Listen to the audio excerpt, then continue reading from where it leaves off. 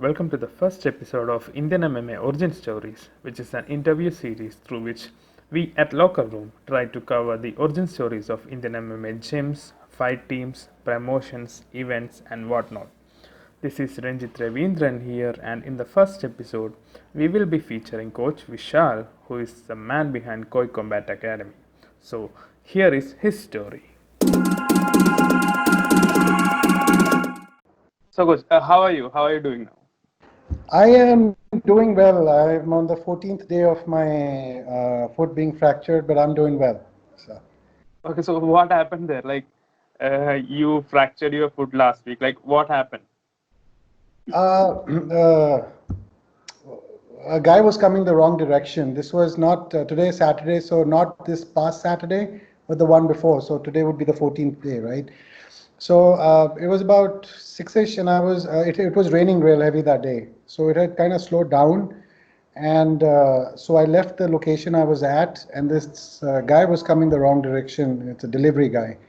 And I'm looking at him, I'm honking, and I'm waving, like, stop, move to the side. You're on my side of the road. Didn't happen, kept coming. So I don't know if he was on a call or what he was on, but anyway, I braked real hard. And I slid. I skidded and fell to my left. My foot got stuck, and then suddenly I tumbled away. So that's what happened. So, what's the condition now? How are you recovering? I'm recovering fine. Mostly everything is healed. So everything is healed. Everything is healed. This will be a few weeks, the fracture. So it's a light. It's not a major fracture, thank God. So they said they said 2 months, then they said 6 weeks, whatever that is. So it's been a few weeks already. So I'm good to go. When can you take the cast of fracture? This is what today is the 16th, right? Or 15th, excuse me. So another 3 weeks tops. Okay, cool. So, and this happened so close to your birthday as well. So, did it ruin the whole birthday? No, given that it's COVID, there's nothing much going on anyway, right? So, and as it is, I don't do too much of going out and partying. So it was about the same. The family was here. We just did a small thing. That's about it. So. Okay, so we'll get straight into it. Koi Combat Academy. So, when did this idea come into your mind initially? First time. When was the first time that this idea came to your mind? See, the whole idea of what I want to do has been in my mind for a very long time since it started formulating around the age of 15, I think. So I used to go for training for kickboxing, taekwondo, and judo as a kid. And, I saw a lot of athletes that didn't have any financial backing, and they came from poor socioeconomic backgrounds. So that's where the thought, had started. So you fast forward to 2019, Roshan had been my student. And we had planned that we will start something like that where we'll get in athletes, and we'll take care of them. And all they have to worry about is, training and recovering, right? So that's where it started and we started out with the first group of 20 odd fighters after the selections, Jan 2019. So, and the thing is,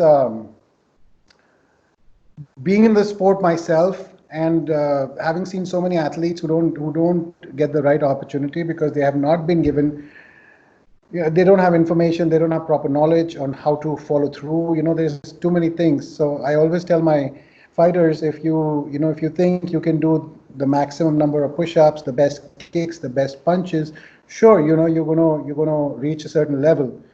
But to be of a caliber of a champion or have a thought process of, you need to kind of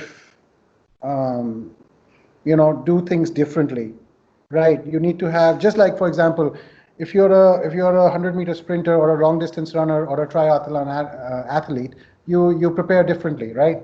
And to grow in the sport, you have to know all the facets, at least till certain level, so you can make educated decisions and not waste time on something that wouldn't be very effective. for the long run. Yeah. So that's kind of how it started.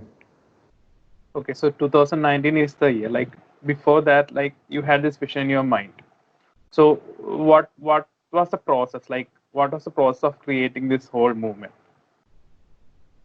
So once, see, like I said, I mean, I had initially I'd met Roshan way back in 2014 or 15 at Cross Train Delhi, right? So again, the process and I mean, things had been already working in the mind. It was just to get the right people together to do so. So when I came to Bangalore, um, it was. It's very different here. Bangalore seems to be not seems to be is a melting pot when it comes to um, the thought process of people who come from different backgrounds, right?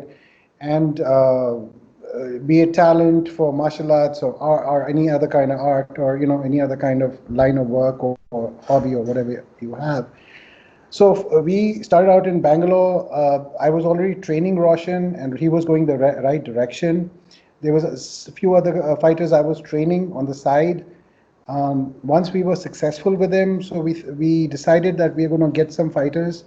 We'll train them, then we'll do a selection process, and the fighters that we end up selecting or recruiting, we'll take care of them. Their boarding, lodging, training, medical, travel, tournaments, what have you. So that's where it started out.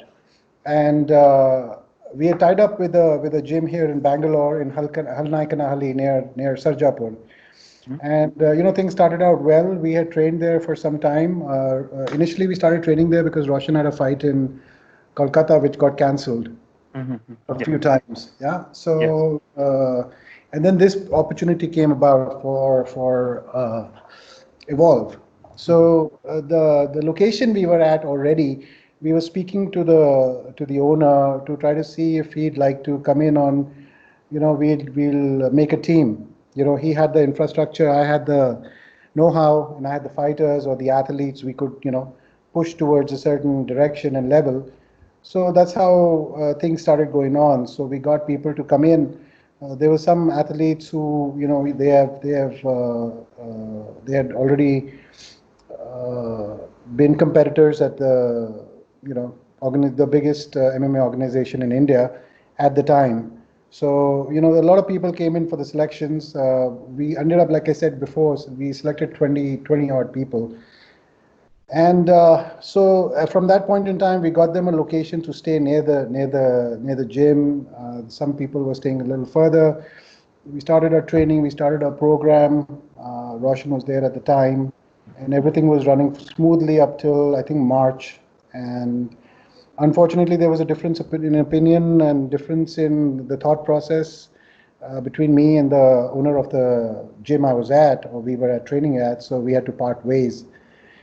And at that time, then, we didn't have anywhere to go to, and I didn't want to go ahead and just make a deal with somebody because then, I'd be stuck with something I'm not, thought through and so on. So we started training at my residence here. We have a room upstairs which takes 15 one-by-one mats, the interlocking mats. So you can imagine it's probably 265 square feet or something along the lines. And all our training happened there. Roshan is trained there, Kanta is trained there, Surbala is trained there, Dinesh, Chongmeng, everybody has trained here. And so we've never had an excuse that we didn't have a place, to give performance. We started Jan of 2019. March of 2019, we went, three people were supposed to compete at the IMF Open at the Exhibition Center, Tumkur Road. Uh, Bangalore. Yes. So we went there. It was IHFF Open Championship. So they had powerlifting, hand wrestling, best physique and all that good stuff over there. So almost like an expo. So that's where they competed, and they had only trained two months. And three athletes actually were supposed to participate: Surbala, Chongring, and Dinesh.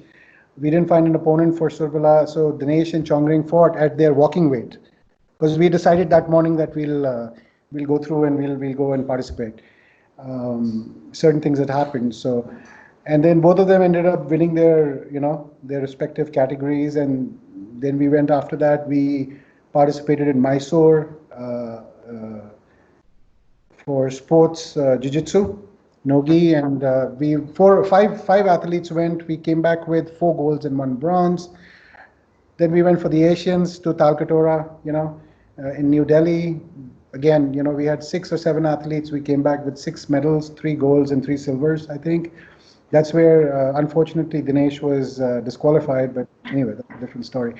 So after that, then, we progressed towards the World Championship, and unfortunately, Surbala's injury happened over there. So why I said all this is that, the way we are teaching and the way we are selecting is to try to get these people, fighters who are coming from, again, backgrounds where, something is missing. It could be finances, it could be anything.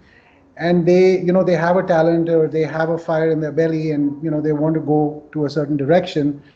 So we pick them up, we train them, and we send them that direction, so they can become, self-sufficient and so on. So. Okay, so now that you brought up the whole finance thing, it's basically one of the major hurdles that all the athletes face, most of the athletes. So, since once you figured out this vision, like probably you would also had that problem. So, was it something that you also faced? Challenges. Well, obviously financial, because once we had to part ways with the gym. The gym was taking care of the location where we trained at because they had it there already, and they were taking care of boarding for 4 people, 5 people, 5 athletes. The rest I was taking care of as far as the athletes are concerned, their food, their travel, so on and so forth. So immediately after we parted ways, the first challenge was relocating them and then trying to get back into the grind of the proper training, because you never know when an opportunity knocks at the door, right? So that was one. The second is trying to get through to explain to the younger athletes that this is a long-term commitment. I mean, if you're in it, you just want to kind of feel the thrill of it, then, maybe I'm not the best person to be with in those terms. But anybody who's in it for the long run and needs to better their life is the kind of people I focus on. So to position them in terms of where they're going to stay, take care of their, daily needs, that really hurt us. So we did get sponsors. We did get people. Roshan, sponsored once he reached there. He sponsored a part of that, and that was, I mean, we didn't even sign a contract. Roshan and I have a relationship that we don't need to sign anything. We trust each other. We have that much respect and, love for each other and camaraderie. And he helped out till a certain time. And so that was one. The second was communication.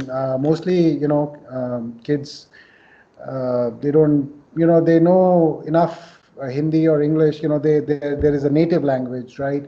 Beyond that, they know enough to kind of get through, but not really to understand. Now, see, if I'm going to have athletes come from, let's say, Manipur, Assam, UP, Kerala, Bangalore itself, then it would be hard for me to learn all the languages, right? So that was one issue. That was one area of opportunity that really needed to be worked on. So if you are fighting for me and I'm sending you instructions, I cannot spell it out to you. I have to say it fast because you're in a competition, in a match. So that was a huge challenge for me. It still is. It can save a lot of time when people can communicate properly. So apart from that, trying to explain to the athletes the long-term benefits of how you train, how you go about, what you are trying to do. It's just these were the most challenges. I mean, sure there was injuries, sure there was, other issues within the gym, but within the team rather. But mostly it was trying to make them understand. You come here, we're giving you an opportunity where you don't have to work. Beyond, you don't have to go out and work. You have a place to stay. You have food to eat. You have a place to train, and then you can go. You have all the amenities that are basic and that you require, nothing more, nothing less. Unfortunately, one of the biggest factors is not for the athletes not to understand that concept. You improve your level in 6 to 8 months, and suddenly you feel that you're ready for, let's say, Matrix Fight Night, or let's say Brave or One or UFC. I mean, it just doesn't happen overnight. You got to put in your time. You got to understand how multifaceted mixed martial arts is. It's called, valetudo, which means anything goes, minimal rules. So there's a lot of things you have to train yourself, your mind and your body into, right? By the time you start teaching somebody something, and, it's like you are making, you have a canvas and you are, starting to make your piece of art, and then, 20% or 30% is complete, and somebody yanks that away, then you start again, then, it repeats itself. So sure, it also, points out at patience, as one of the, as one of the qualities one has to have, and loyalty as well. So because you know how the business is, how people want to try to poach your people, that happens all the time. So but yeah, so more or less those have been the major challenges.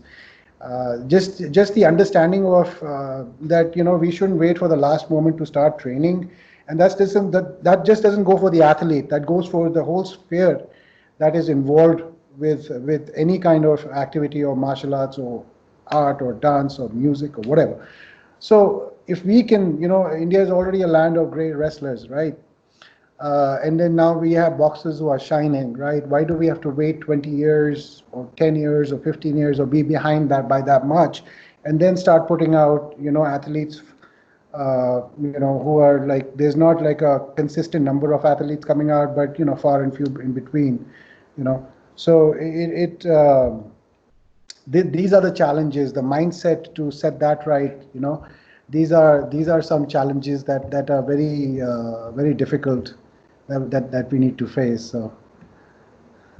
So you had that problem with some athletes. So also you mentioned about approaching the sponsors. So how do you project this? I mean, how do you present the whole idea to sponsors, and what are the reactions that you got so far? So basically, I mean, the whole model is to get. Initially, the whole model was to get athletes, build a core team, right, and then get them to a certain level, and then those athletes help us build another 20, so on and so forth, and let it be like a domino or a butterfly effect. So it once we start rolling out these athletes, um, it starts, there's word of mouth, there is presence on social media and otherwise, and they start recognizing who they are, right? Now within this time frame, we have competed in Asians, locals, Asians, nationals, world championships. So the maximum we can do is, put out their material, put out their performances, put out their numbers, show a story of where they have come from, a responsible one at that, where they have come from, what opportunities they did not have, and in this short period of a time, or whatever that time was, from the time they started training till current day, the day of me asking for a sponsor, that's the only way we have right now, and platforms like yourself, which at least I personally, greatly appreciate, because that you're the guys who are putting it out there for us. Same goes for marketing to get more business. So it is word of mouth. When you see who has what kind of athletes, there's a lot of great teams, a lot of great gyms in India. You see, you relate the results to what kind of athletes they have and what kind of numbers they are bringing in terms of performance. And that's how we approach it. So I myself am not great at marketing, so whatever little I know, I do. But I know this, that my dedication is paid out when people see the quality of what my fighters or students bring to the table. So yeah. Okay, so coming to the fighters, like, can you briefly tell about the fighters that are currently in Koi Combat? So Currently, you as in you want to know their names and performances? Is that what you're Yeah, asking? I Okay. think a name and a small background people. Okay, okay.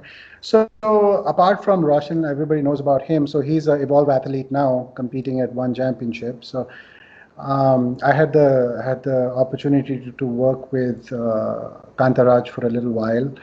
He's with Team ICSA now. Um, it was a great opportunity to work with athletes like him who have literally, learned from YouTube, never had a team, never had a mentor, and he's put in all his everything that he knows in terms of wrestling and judo. He's all and BJJ. He's a national champion across the board in all three, right?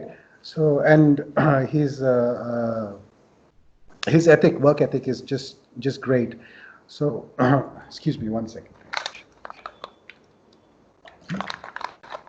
It's a cough. I don't know what it is. So, so we had him briefly. Unfortunately, I was not able to offer him. I didn't have an infrastructure to be able to give him what he needs at the level he is. So that's one of the reasons, he went to Team ICSA. But the newcomers, there is Dinesh Naurim. His MMA record is 7-1. Background wrestling.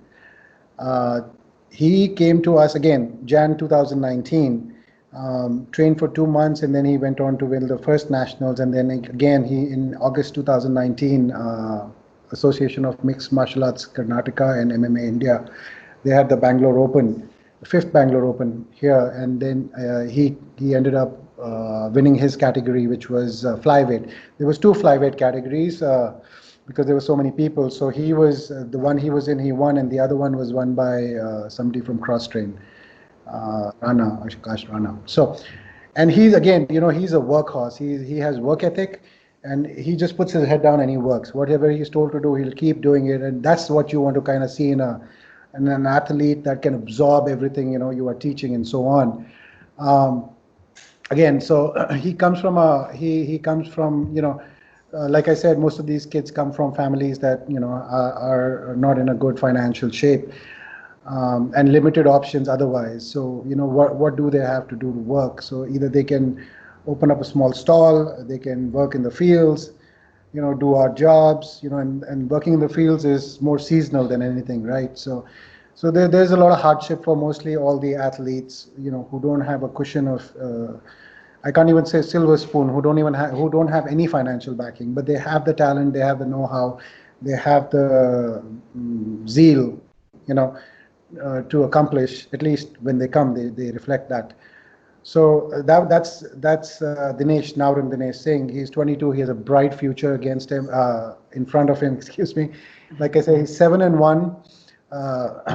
And he'll only go forward. His loss at World Championship was against a Pan American champion.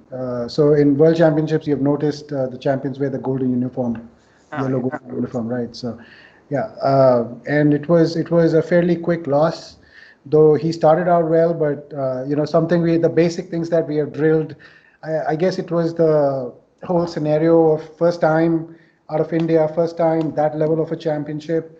And it was actually a good thing for him. He already is a very hardworking person. It was a good thing for him in the terms of understanding the difference in level, understanding what happens, when you compete against the world's best, not India's best, world's best. So it was a good wake up call for him, and I have no doubt that in 2 years, 3 years max, he'll be shining. He'll be a different kind of shining star. Then you have Chongreng. Chongreng is he's the captain of our team. Um, Chongreng in September had a tragedy in his family. His older brother, had passed away. So Chongreng right now, he's married. He has 2 kids, and he takes care of his mother. After his brother passed away, he's taking care of already, the mom, his kids, and his wife, and 2 kids of his deceased brother and his wife. So he has a lot of responsibility on his hands, right? So obviously, he's a slightly more mature in a way, and his first MMA fight was before he came to me, and it was in Manipur, and he won that fairly quick. Again, he's from a wrestling background. And then after that, after he came to us, um, then again, yeah. So with Dinesh, he's the one who competed at IHHF and IMF Open in Feb or March of 2019. Same. He won against. He had three fights. He finished all three opponents. His final fight was against a guy from Hyderabad or Kerala. He's a kickboxing Muay Thai champion, and he fights with the likes of the Jobin brothers. I'm sure you've heard of them. Yes. We ended up beating him, and then he did well in some local circuits of for Brazilian Jiu-Jitsu, nogi submissions, and submission wrestling and all that. But again, to explain to him that every competition doesn't require, there's certain things we kind of needed to spend more time with him. He again, he participated in a lot of open jiu-jitsu tournaments that he ended up winning. But again, it takes time to kind of explain. When somebody is so used to a certain way of living, training for, let's say, 25 years of their life, and then they come to me, so it takes a little bit of time to kind of introduce the new way of doing it. Don't want to change anybody too much. Want to keep them close to how their body works. So, but then after that he's gone pro. So he's 2-0 as pro. He fought at IMF Fight Night in Kerala, same place. Tribhuvan SR fought as well, and he ended up winning TKO first round. After that he fought at Haryana Professional Combat League. And he fought the Afghani captain of I think it was India versus Afghanistan. This is one tournament I couldn't go with him. These two tournaments, fights I couldn't go with him, and he ended up winning. He ended up winning in the first round via TKO. So after that was Bishwa Mitra. Bishwa Mitra was actually with us before all these guys came, and Bishwa Mitra he was already, when he came to me, he had already done wushu and kickboxing, or competed in, yeah. So he's a very exceptional striker. He has a very good fighter's mentality, right? So he switches it on, and then he's in fight mode, and there is no stopping him. So we took him to. He won 2000. Excuse me, I'm sorry, I'm being a little on and off. 2017, he won IMA Nationals in Bangalore. 2018, he did not compete. 2018 August, he went with us to X1. He was the main event against Navdeep Agarwal from Team Plus. So he was the underdog, obviously, Vishwamitra, and he ended up submitting Navdeep in 1 minute 25 seconds, I think, first round. So it goes to show that Navdeep is a very accomplished athlete. He's fought internationally and he's won. He's beaten some really good guys. So for us, it was a proud moment because we believed in our work ethic, and how we put things together really came into culmination at that point in time. So, but after that, we had an internal thing. So he went and he joined Fight Capital India with Shiv and Prasad, and it was a mutual thing. And I think now he's in Manipur. I'm not sure. So. Then we have Warrior Princess Surbala Laishram, and Surbala was already an accomplished kickboxer. Baku. She's a title belt holder in an international competition or a world competition. Asian, she's won 10 national golds. She has 2 gold medals international, 1 bronze. So she had a good thought process of a fighter. There's certain qualities she had good. There are certain qualities we had to kind of remove and add. But sticking close to where she was in terms of, again, I'm a very firm believer in not changing somebody's style too much, but adding on to what they have, right? So when she came to us, she had no concept of a ground game. She had no idea. But she worked pretty hard, and she had excellent teammates, and who we all worked together. And she, I think, Jan. So in April, I think we participated in Mysore, and she won her category. Was it strawweight? Yes, strawweight. She's an atom weight actually. She walks at 46, 47. So she because the girls at 46 were too small. 47 at. So she participated. She cleaned out her category in state. Then she went. We went for Asians, and she went up against athletes from some of the best teams in India, and she won every in a very dominating fashion. She won most of her fights, and that translated excellent for BJJ obviously, but then also for MMA. So then come August, she participated as well with Dinesh in the national, and it was more her getting used to the ground game, then and putting it to use in the competition, and she ended up finishing all three of her opponents. The first opponent was from Sikkim. She finished her with TKO first round. Second opponent TKO second round from Chhattisgarh, and third girl I don't remember, Durga Das, where she's from. Maybe she's from MP as well. And she got her with the belly down amba, Russian style amba, second round. So she showed a lot of improvement and a lot of prowess for what she had learned in a matter of 6 months between the state, the Asian, and the national. So the momentum was there, and then we prepared for World Championship, and unfortunately she got injured in the first round of the World Championship.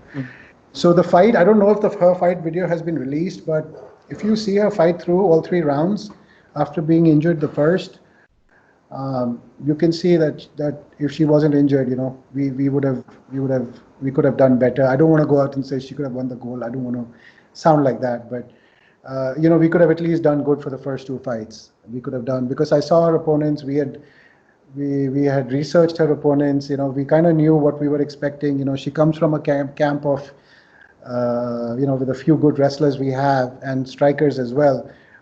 And unfortunately, that's what happened. So, but we have very high hopes for her. Now that she's recovered, she started our training. So up till a couple of months ago, we were very slow on getting her back because she was still in rehab kind of exercise and drills. Now we are slowly kind of moving beyond that the past month. So 17th of this month will mark 7 months of her surgery, since her surgery. So she'll be back soon in terms of competition. We have Tribhuvan Asar. He's one of the senior ones of the team. Tribhuvan, up till now, he had the same problem as Roshan. His work split shift. You work in the morning, you work in the evening, afternoon you have to train, sleep, and eat, recover, and then repeat the next day. So. And like Roshan, Tribhuvan is also a workhorse. So the main thing is work ethic, work rate, and we never compromise on that. And nobody can slack when they come to this team.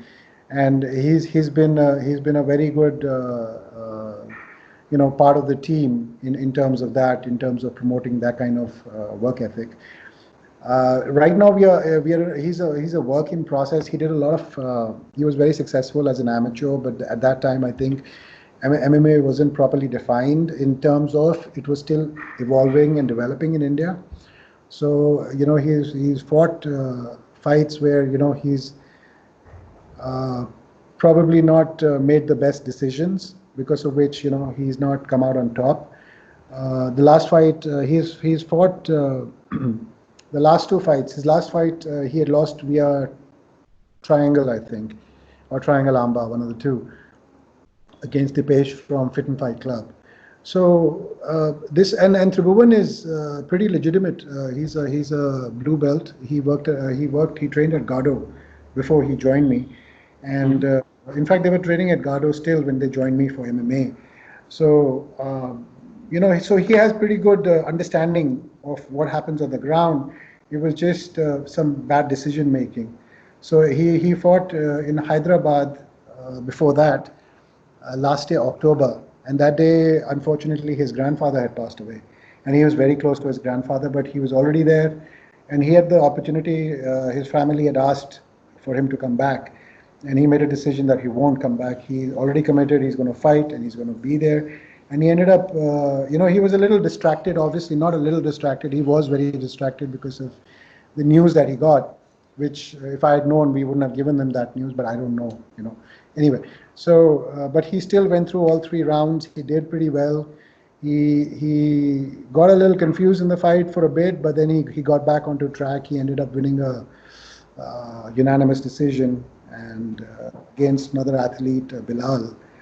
And so that is, and now we are trying to, in the Asians, he got two silver medals. So, he it's just a work in process as far as he's so we need a good amount of time with him to kind of put him in that thought, the training process, and once he's out of it, we are going to be expecting much better results from him in that. Then we have Roop Jyoti and Mintu. Mintu also fought in Hyderabad. Previously, he was he participated a lot in kickboxing and wushu. And we call him the Terminator, because you see him outside, he's very polite, calm, relaxed, and he comes inside, he gets this look, he doesn't shout, doesn't do anything derogatory, doesn't say anything derogatory, he just comes and he does his business and then he leaves. So he knocked out his opponent in 18 seconds, I think. This was in Hyderabad. Okay. And after that, he had an opportunity to fight, but I think he had hurt himself, and then he had another opportunity, but then because of COVID, everything got cancelled and rescheduled or indefinitely suspended or whatever have you. Roop Jyoti is another one who came to us when we started the team in Jan. He had already worked jiu-jitsu with a Brazilian coach. And he had striking before he came to us, and he was just a pleasure to be around. Very humble, very good work ethic. There is no slacking in that guy, and he always wants to learn. And he's the same one who scored a knockout with the right cross in Thunder fights, and then he has his laurels in Brazilian Jiu-Jitsu and no gi. So he was with us briefly for about 2 months before he went to Brazil, and obviously before he was with the coach. So it was great for us to have him on the team. He had training partners like Tribhuvan and Roshan and Vivek Dondi and others, and it was a good time for both sides, for everybody to have like-minded and kind of skilled people to be on board. I hope I'm not forgetting. And then we have Kishore Gowda. He's from Karnataka. He's a bronze medalist in World Taekwondo Championships. The style of Taekwondo that he comes from is traditional. It's called ITF, International Taekwondo. So they allow face punches, Superman punches, no hooks and uppercuts, but so he had an idea of how to proper. I wouldn't say proper or not proper. I think incomplete and more close to complete. So after that, we put him. We started training striking with him first. More kickboxing, Muay Thai, and boxing, as opposed to what he was used to. And he started doing pretty well. He won a few local tournaments with boxing and a few with kickboxing. And his first fight was in MMA was 2018. It was Association of Mixed Martial Arts. At that time, they were with MMA India was informed, so it was with IMA at the time, and he was against a larger guy. So his hand was stuck like this, and he was trying to punch, but to the referee, it was looking like a tap. So unfortunately, the fight got stopped pretty early, I think a minute and a half into the first round. So, but again, he's a very bright prospect for under 21 or under 20 when his time comes. So we've been working. August of last year, he participated in the under 18 under 18. Again, at the same place where Dinesh had participated, AMAC Open, August 2019, and he cleaned out his category and he won a gold. So we are working on him. So there's other athletes as well, but they're too far from coming close to, they're still being worked on right now, and they haven't totally arrived where they should be, those terms. Okay, so I think we missed something. Now we have reached to the fighters. What is the story behind the name of Koi Combat Academy? Like, what's the story behind that? Uh, I've been see. There's a lot of meaning when you look. Koi is an oriental fish, but it has a lot of different meanings to it. Um, why I took the name, apart from aesthetically, that pleased me, was the the values, or the values that you reflects out of you, right? So it could be stability, it could be honor, it could be, there's a lot of tenets, and it there's a lot of those values due to which that are personal to me, due to which I selected that. In the beginning, the logo was very different before 2000. So it was two koi fish, but then we changed it a little bit for other reasons, which I will reveal to you maybe later. It has not been finalized yet, but if and when it goes through, then we can talk about it. I can talk about it rather. So I mean, honor, strength, character of a person. When you don't have anything, you think you do. If you have something, you do something for others. But then when you get something, you kind of forget that. Not everybody, but a lot of people do. Even I have in the past, right? So to give back, something along those lines. So Okay, so basically, Koi is named after a fish, you're saying. koi, if you go by koi is a fish that is found in the Orient. Uh, right. So but what it means, if you look at it, it has a lot of meanings, a lot of deep meanings actually.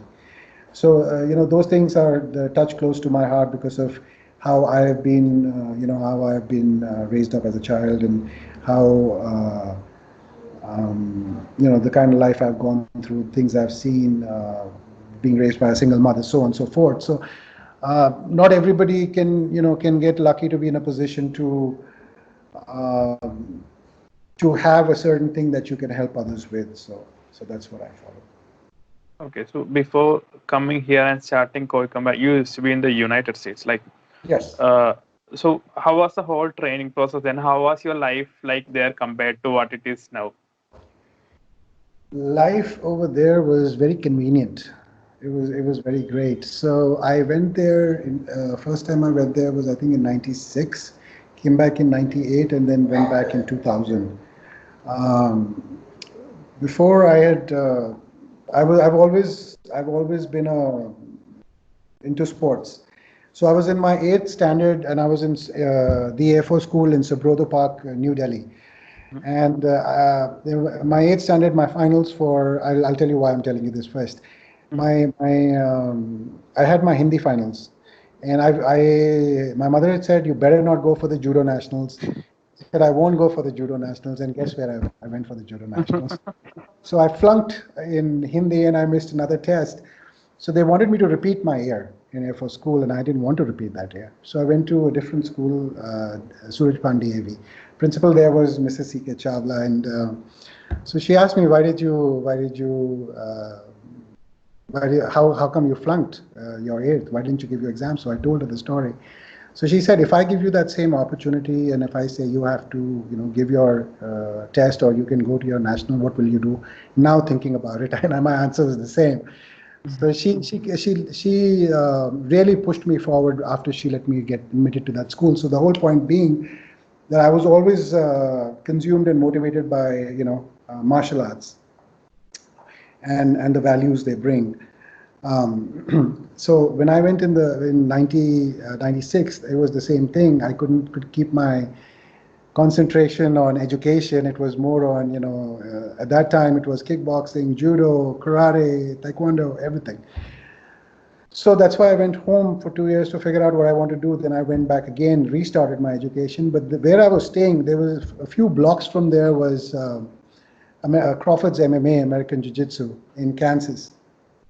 And I was there, and I started training there in 2000. So 2000, 2001 approximately. So that's where the MMA part started. Before that, my coach, when I was in India, he had told me long back in 90s, early 90s, 91 maybe.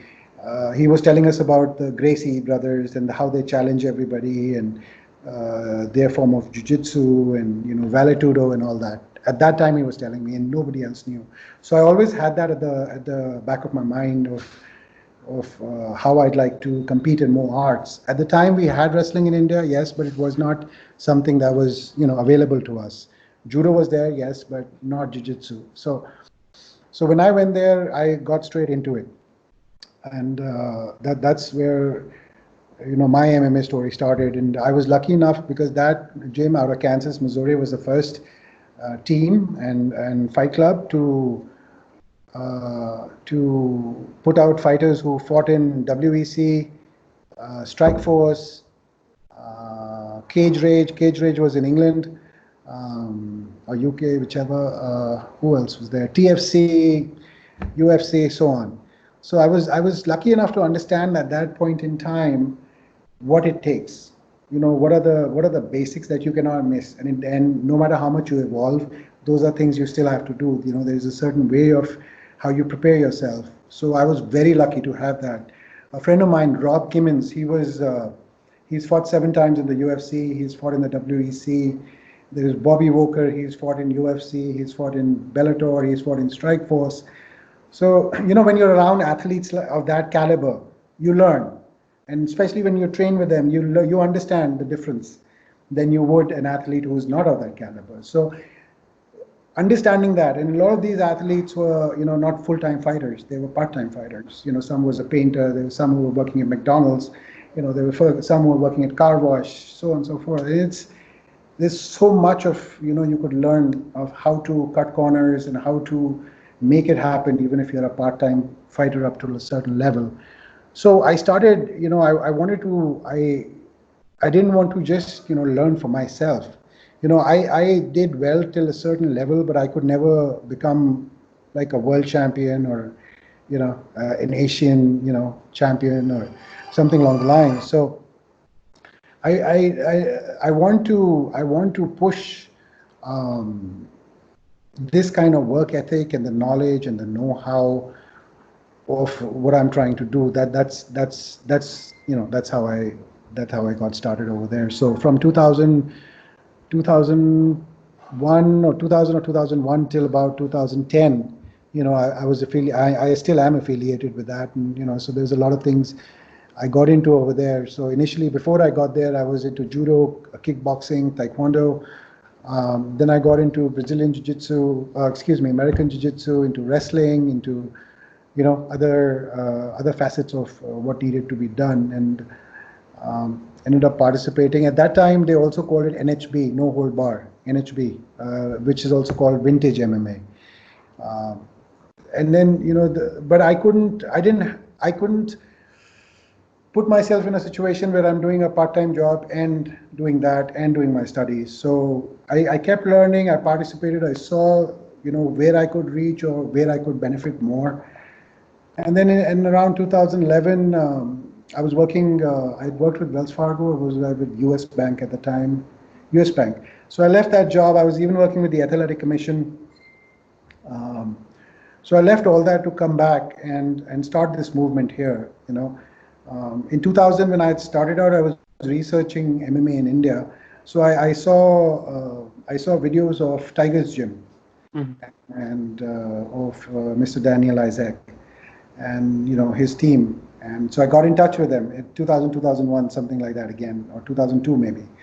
And they, at that time we had a good dialogue going. I was wanting, that they're doing he's doing an excellent thing, creating a team in MMA in India for MMA. And I was trying to get the fighters here, but at that time I think he was talking to Bas Rutten and they had something else going on. So after some time, we kind of lost touch, and I only met him after I came back in 2013, maybe, or 14, something like that.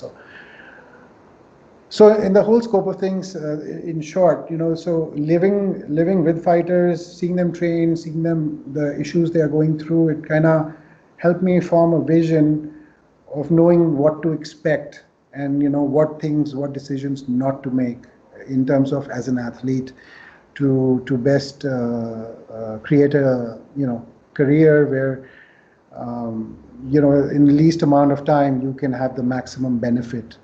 So a lot of fighters don't have a champion's mindset, the discipline. Everybody thinks, okay, I can work real hard, I can sweat real hard, and that's going to make me a champion.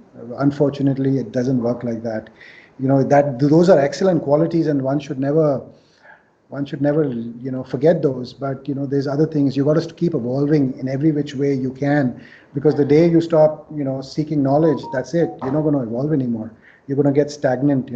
And with what I do at this point in time, I myself need to evolve. I need to upgrade as well. But the business model that I've been trying to create is, I want it to be like a butterfly effect. You know what I mean? Um, that every person whose life I can change, it's help them succeed, help them affect further, and so they can gain respect. They can have a better life for their family. They can have self-worth, they can have economic freedom. I can keep going on like that, right? So there's a lot of athletes and people who come from underprivileged or socioeconomic backgrounds that don't have the know-how. I want to change that. I want to give them this set of skills, and then equip with them with those, and then show them the way, and long they go their way, and they start making it better. Because see, like let's take Roshan, or let's take Roop Jyoti, or let's take Mintu, or their families, their fathers, they have chronic health issues. Few have chronic health issues. Some other might have some other issues. Some other might have something else, and they cannot even give proper, decent medical care to their family, or a standard of living to their family. And it is very important for your mind to be free. It's also like a catch-22. Damn I do, damn if I don't. What I mean by that is, like, in the beginning, everything is tough. You don't have the money. You don't. It's like going up the steps, and you don't see where it stops. So, but once you give them an opportunity where they can just be very single-minded in their pursuit of learning, towards the direction they are heading, then those results can be accomplished faster, right? So, but the kind of the part that is not good is that a lot of athletes take it for granted then. Something that comes easy, something that you haven't worked for, something that I just give to you for free, nobody will value, mostly. Very few people value. So that is another challenge. But you explain to them, see, this is the opportunity I'm giving you. You have this much of time, and you start working towards your goal.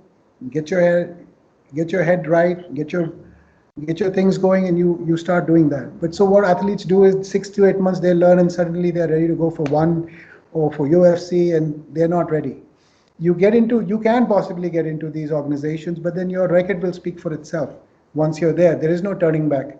You could go there, you could lose a few fights, win a few, and have that inconsistent results as peaks and valleys, but you won't be consistent. You will not reach the goal that you have set for yourself. Exceptions to the rule, like I talked about Chongring earlier. He needs money in hand right now, because he has 7 members to take care of. And there's so many athletes like that who have to do certain things. It could be in boxing, could be anything. So to explain that kind of grind to them is the most challenging. But that is the direction I want to head. Now, everybody has asked me, what is your business angle? Up till now, I've been very careless. See, I'm 45, right? I don't own a car, a house, or a bike even, right? It's because, yes, I've made very wrong decisions in my life. I've messed up. I tell everybody, I've messed up 10 years of my life, or 12 years, or 15, or 5, or whatever. But You can learn from me. I can tell you the mistakes I've made. You can learn from me and not make those mistakes, or you don't listen to me and you go make that mistake, or you see that I made the mistake and you still make the mistake. It's all your choice. It's your life, not mine. I can only tell you up till a certain point. So to create it as a movement, all the athletes need to start thinking uh, at a different level altogether.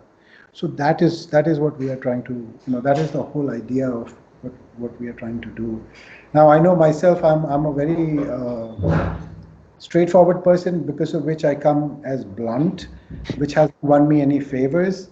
But I really don't have any ulterior motive. I don't want to put anybody down. I don't want to make anybody sound bad, or if I've done that in the past, I'm sorry. But but that's how I come across. But I have, as far as my heart is concerned, it is clear. We all make mistakes. We learn from those mistakes. We improve ourselves. If we get stuck at one area, keep making those mistakes repeatedly, then I'm not making either I'm not making the right effort, or I'm insane, because I'm doing the same thing expecting a different result. So that is where we are now. Before we close, I just wanted to ask something. Like, whenever I have seen you, like on photos or videos or something, you have a cap on.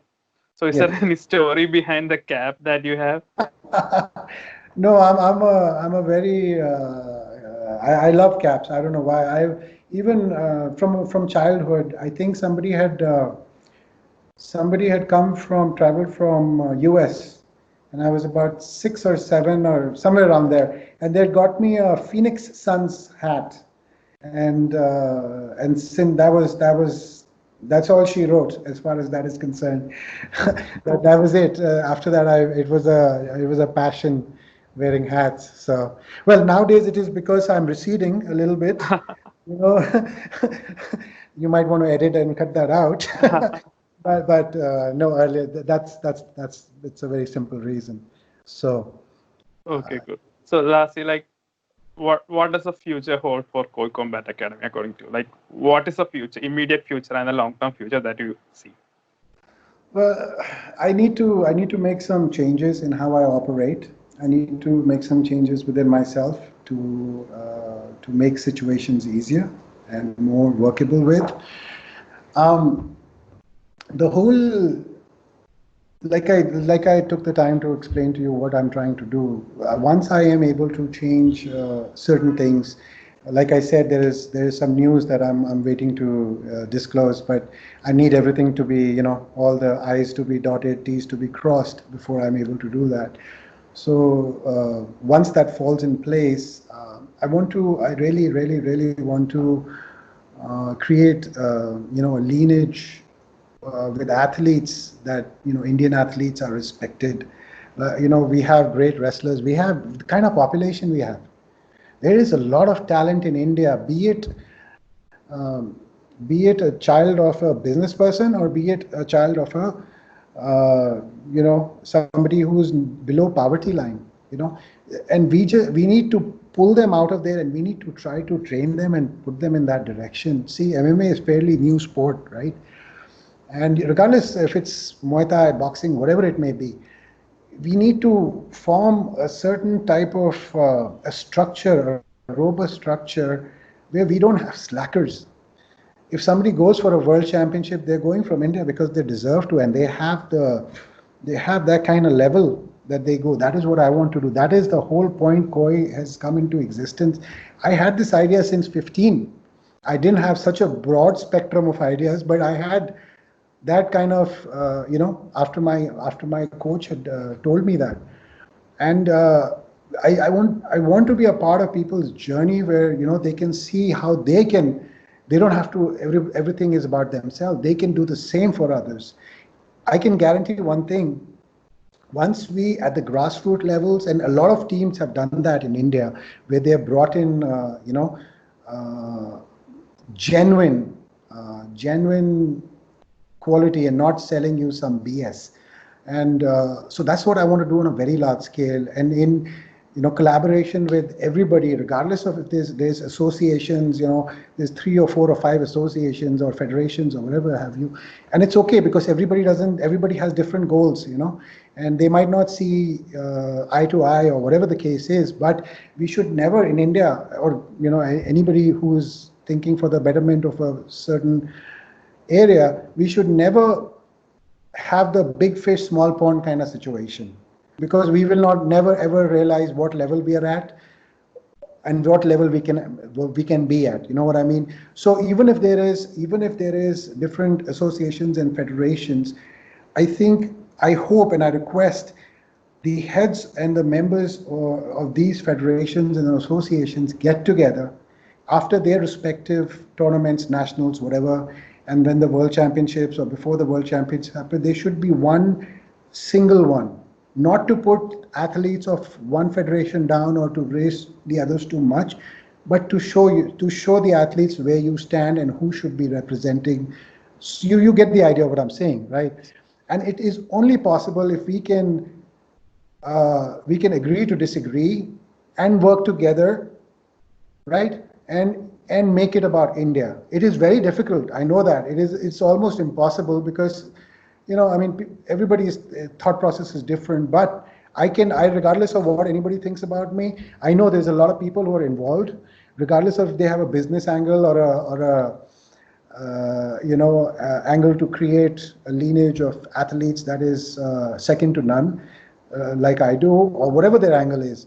Uh, I have a lot of respect for everybody. I might say something to them, but at the end of the day, what are they trying to do, or what will happen if they do a certain thing? How does it raise the bar for Indian MMA? Now, right now, there's only a couple of top local domestic promotions, right?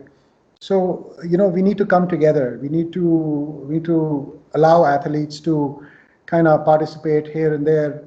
If there is, when it comes down to going for selected for world championships, yeah, you draw the line there. That should be very transparent. That should be thoroughly understood. You need to have loyalty and the proper thing. So the whole idea of koi is obviously now I have to start looking at thinking about myself. uh, I have three major goals. One is to start this project, which is core, which we have already started, and just turn it into a movement where we are just pushing out robust athletes that understand what is going on, athletes that make India proud. You know what I mean? And my second goal is, even though you didn't ask me, is to open a sanctuary or work at a sanctuary for animals, and third is to buy my ancestral house back. So the first goal is what I'm doing right now with Koi, and I'm gonna be at it for lifelong. It depends on the kind of athletes or kind of structure I can put across for athletes within the next 5 years. If I'm able to do it, then it's a long-term thing, in terms of which I can get better results faster, as opposed to less results, in a short period of time. So that is the whole point of Koi, and I want to learn from the other people who are successful in doing what they are, and I hope that we can all come together to create badass Indian athletes, because there is, you will, in 5 years you should start seeing more consistent Indian athletes, and I'm not saying anything derogatory about anybody who's up till now competed, but I mean, these athletes have taken whatever they know, and they have gone up to that stage. They have paved the way for the future athletes, and they have shown that we can do it with only so much that we had. Right now, your scope is so much bigger. It is like I said before, it's like a domino effect. I could start it, somebody else could start it at their end, somebody else could, and we will only go in the right direction. Nobody can please everybody. That's okay. But as long as we are heading the right direction, we should be able to accomplish, what we set out to do, and that is promote talent out of India, and there should be a situation where there is no athlete left behind. So. So great vision, and wishing you all the best for the future. I think we'll close now. It's been about an hour. So I Yeah. think we'll close now. I think so. Great chatting with you, coach. So, and All the best. Do you want to add anything before we close? Yes, I think you saw my expression. You're like he wants to talk more. Sorry, No, no. sorry. No, one thing I really do, I really do want to say is to the athletes. You could be in boxing; it doesn't matter what athlete you are, a combat athlete or any type of athlete. See, when you guys come to a fight team. A coach and you want them, you tell them your life story that, oh, I don't have this, blah, blah, blah, these are my hardships. A person like me is going to sit down with you and understand what your problems are or what challenges you're facing. And I will show you a direction that this is the direction you need to head to. It is, I can only, it's like that saying, you can get a horse to the water, it's up to the horse to drink or not. So same scenario. We can spend our time, our effort in training you and all our resources. And we will be more than happy if you follow the path and you become accomplished. But it is like a deterrent for a person like me when you think you know what to do and you're old enough to do it, which is fine. But you cannot come and use up my resources saying that you don't have this, you don't have that, and then you're gone after 20% of training. So all athletes, you need to believe in your training, you need to believe in your coach. You know very well the relationship you share with your teammates, with your coaches, with the people who mentor you. You need to respect that. You need to understand. Now somebody who's 40 years old and you are 20 and they're telling you something with experience is because they have lived it, good or bad, and they want you to either live it or not, depending good or bad, right? So it is very important to be honest with yourself in what you want, what your priorities are in life. Otherwise, there is nothing. You're fooling yourself and you're wasting somebody else's time that they could be giving to somebody else who's deserving. So I request all athletes uh, who are pursuing and wanting to become, everybody I ask, what is your goal? World champion, world champion. If you want to become a world champion in a premier organization, promotion, you got to listen and you got to be patient. It's not going to happen overnight. You got to have some attributes. There'll always be exceptions to the rule, but on the average, it will not happen overnight. You have to go get it. You have to be in the grind. I tell everybody this: you look at where fighters, all your top tier fighters are right now. Where Kantaraj is, where how much has he accomplished, where Roshan is, how much has he accomplished, so on, so forth. But you're forgetting their struggle. You know their struggle, but you're forgetting how it is to live through that struggle. So a friend of mine, Rudy, he used to be on, or he is with Team Relentless. We were just discussing this, and he put it in a very, very nice way that they wanted for the result of the fight, for the how the feeling you get when you win a fight. They want that kind of feeling without putting in the work. So that is not possible. You might get lucky here and there, but that's not going to be consistent. And if you're not consistent, consistency is a habit. It's a discipline. If you're not consistent in some part of your life, then you will never have those results. A person can only get so lucky. So that's all I have to say without eating your head anymore.